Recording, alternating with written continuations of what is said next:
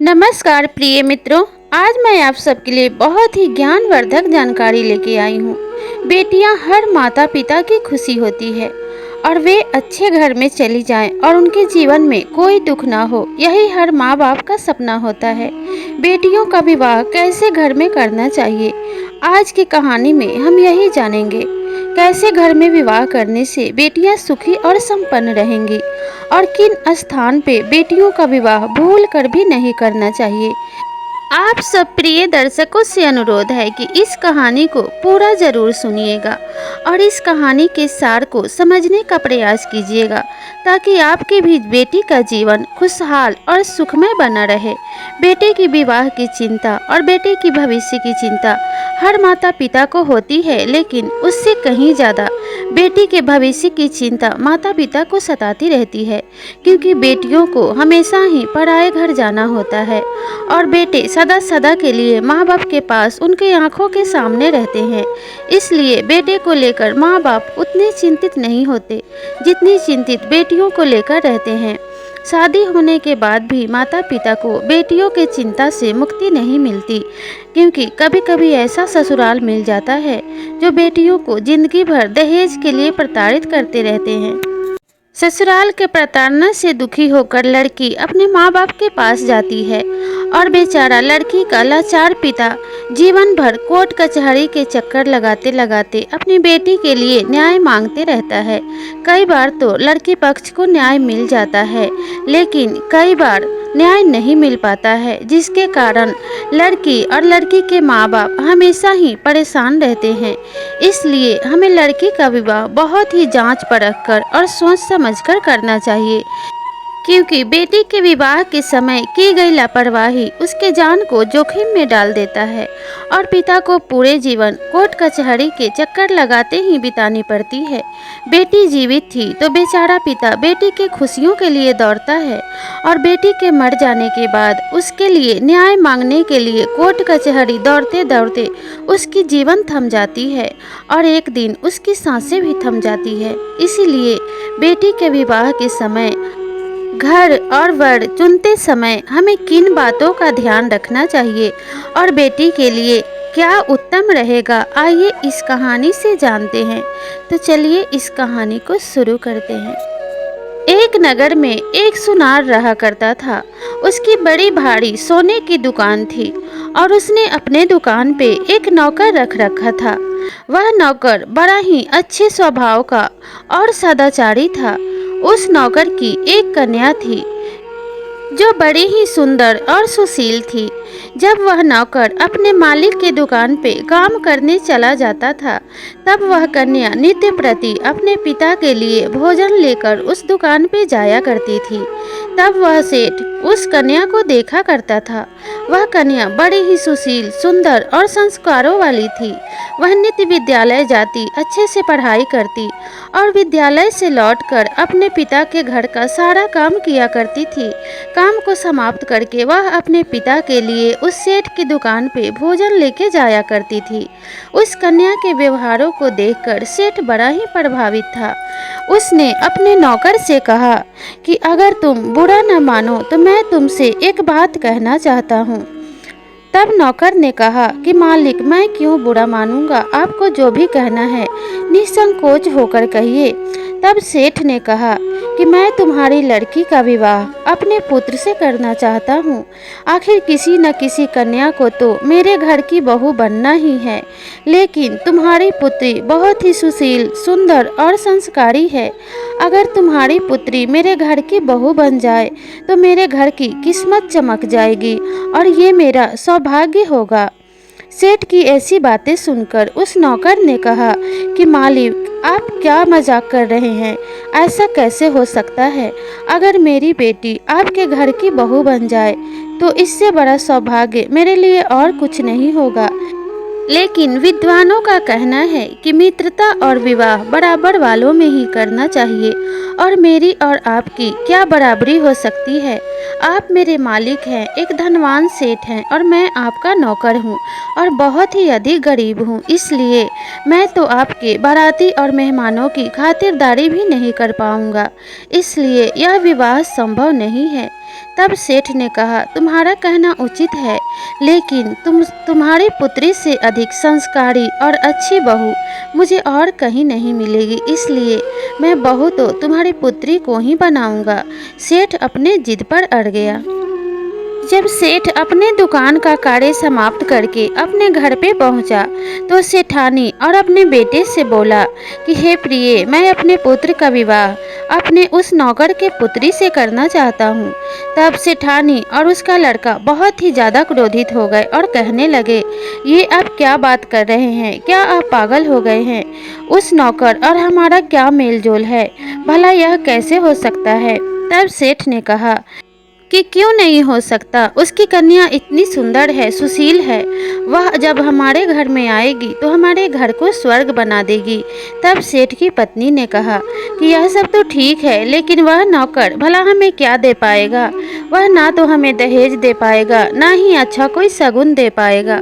इस पर सेठ ने कहा, वह अपनी रतन जैसी कन्या हमें दे रहा है, और तुम्हें क्या चाहिए? अगर घर की बहू अच्छी और सुलक्षणा हो तो एक गरीब परिवार भी अमीर बन जाता है, और अगर घर की बहू कुलटा और कुलक्षणी हो तो एक अमीर परिवार को भी गरीब बनते देर नहीं लगती और वे सड़क पे आ जाते हैं। इसलिए तुम्हें अपने बहू पे ध्यान देना चाहिए, ना कि दान दहेज पे। और यही कहते हुए सेठानी के लाख मना करने पर भी सेठ ने अपने पुत्र का विवाह उस नौकर की लड़की से कर दिया। प्रिय दर्शकों, शादी के बाद वह नौकर की कन्या उस सेठ के घर में बहू बन के आ जाती है। वह अपने सास ससुर, अपने पति की बहुत सेवा करती है, बहुत अच्छे से ध्यान रखती है, लेकिन वह सेठानी और उसका लड़का उसे जरा भी पसंद नहीं करते थे। बात बात पे उसे प्रताड़ित करते और उसे सताने का एक मौका नहीं छोड़ते थे, लेकिन सेठ के डांटने की वजह से चुप हो जाया करते थे। इसी तरीके से समय बीतने लगा और वह कन्या अपने ससुराल में रहने लगी, लेकिन सास ससुर की नज़रों में वह कभी अपनी एक अच्छी जगह नहीं बना पाई। ससुर तो उसे बहुत पसंद करते थे, लेकिन सास को वह फूटी आंख न सुहाती थी। वह हमेशा ही अपने बहू को घर से निकालने के मौके तलाशते रहती थी। इसी बीच एक ऐसा भी समय आया जब उस सेठ की मृत्यु हो गई।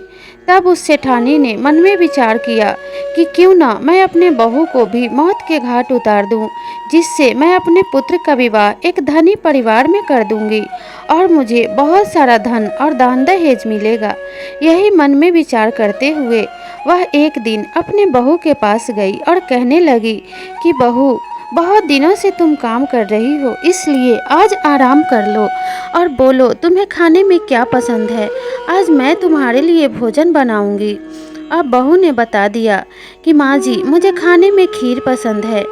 तब वह सास अपने बहू के लिए खीर बनाने लगी और उस खीर में जहर मिला दिया और वह खीर ले जाकर उसने अपने बहू को दिया। बहू बेचारी नहीं जानती थी कि इस खीर में विष मिला है और उसने वह खीर खा लिया और खाने के बाद सो गई।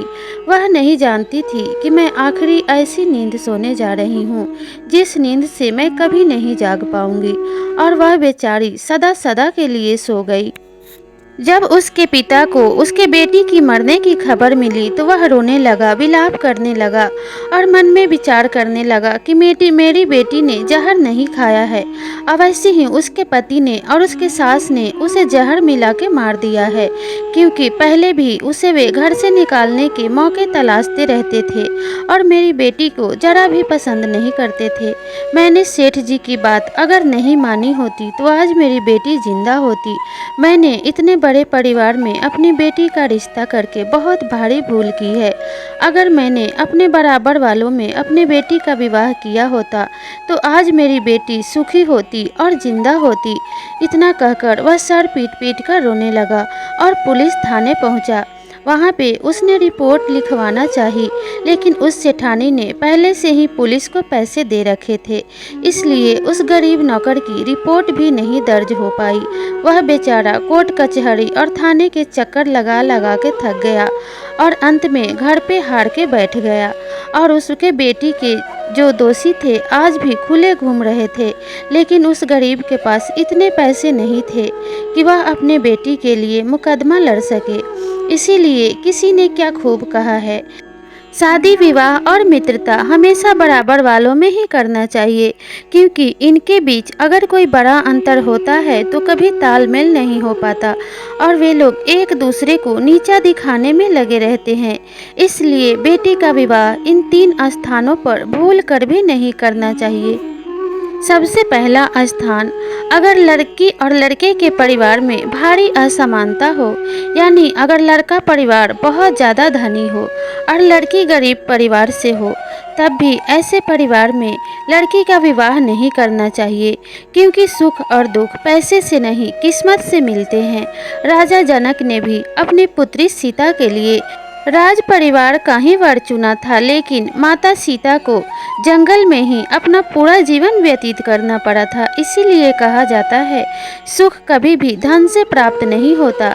अगर सुख मिलना होता है तो वह सौभाग्य से और अपने भाग्य से प्राप्त होता है। दूसरा, उस स्थान पे अपने लड़की का विवाह कभी नहीं करना चाहिए जो परिवार बहुत लोभी हो और पैसे के लिए अपने मान सम्मान और इज्जत की परवाह ना करता हो। अगर ऐसे परिवार में आप अपनी लड़की का विवाह करेंगे तो हमेशा ही उसे प्रताड़ित होना पड़ेगा और हमेशा ही उसे कुछ न कुछ ताने और उलाहने सुनने पड़ेंगे। इसलिए लोभी परिवार में भी अपने लड़की का विवाह करने से बचना चाहिए। तीसरा, अगर जिस परिवार में कोई कुष्ठ रोगी हो या उसके परिवार में किसी को कोई भयंकर बीमारी हो या उन्हें आनुवंशिक कोई बीमारी हो, तो उस परिवार में भी लड़की का विवाह नहीं करना चाहिए, क्योंकि एक स्वस्थ और अच्छे परिवार से आपकी लड़की जाकर भी एक रोगी परिवार का हिस्सा बन जाएगी और उन्हें भी उस रोग का और उन कष्टों का सामना करना पड़ेगा। इसीलिए एक लड़की के पिता और उसके परिवार को एक कन्या का विवाह करते समय इन बातों का अच्छे से ध्यान रखना चाहिए, क्योंकि बेटियां तो घर की लक्ष्मी होती है और उनका जीवन सुख से भरा रहे, यही हर माँ बाप का कर्तव्य होता है। तो प्रिय दर्शकों, आपको ये कहानी और ये जानकारी कैसी लगी हमें कमेंट करके ज़रूर बताइएगा। और अगर ये कहानी पसंद आई हो तो इस चैनल को सब्सक्राइब ज़रूर कीजिएगा और साथ में लगे बेल आइकन को भी प्रेस कर लीजिएगा, ताकि आने वाली नई वीडियो की नोटिफिकेशन सबसे पहले आपको प्राप्त हो सके। तो मिलते हैं अगले कहानी में, तब तक के लिए नमस्कार।